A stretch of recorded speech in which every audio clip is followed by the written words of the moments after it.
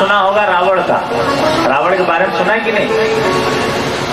रावण बड़ा उत्पाती है, लेकिन भोले बाबा को अपना गुरु मानता है कि नहीं? तो कुछ लोग भोले बाबा के पास साधु संत पहुंचे, बोले उत्पाती तो है, लोगों को मारता काटता घूमता है, अरे तुम्हारा तो चेला है, कम से कम तुम समझाओ।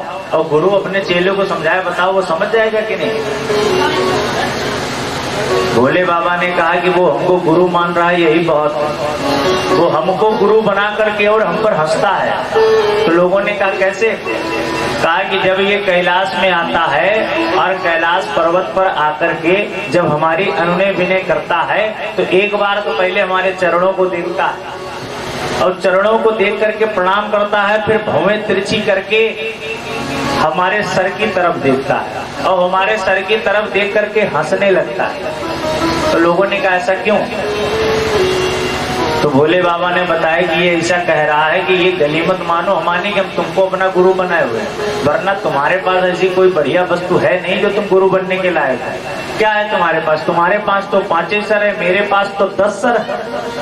और बताओ, जिसके पास ज्यादा सर होंगे वो गुरु होगा, जिसके पास कम सर होंगे वो गुरु होगा।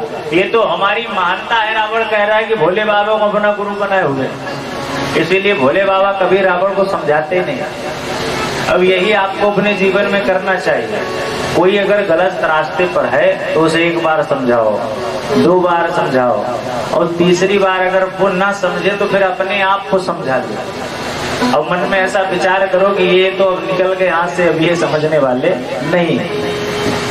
केवल 3 बार ही व्यक्ति को समझाना चाहिए। तो भोले बाबा ने 3 बार समझाया सती जी को कि देखो, बिना बुलाए जाने पर अपमान ही होता है। अब किसी को आप मान पूर्वक बुलाओ तब तो बातें अलग है, और अचानक से कहीं पर तुम जाकर के बैठ जाओ, आदमी कोई तुम्हारा अपमान कर दे तो बताओ गलत बात है कि नहीं? लेकिन सती मैया नहीं मानी। सती मैया ने कहा हम तो जाएंगे। तो भोले बाबा ने अपने नंदी भृंगी 2 घोड़ों को भेज दिया कि जाओ आप सती मैया को लेकर के जाओ। और मन में ऐसा विचार कर लिया कि सती मैया अब लौट कर आने वाली नहीं। यहाँ पर भोले बाबा समाधि में बैठ गए, भगवान को याद करने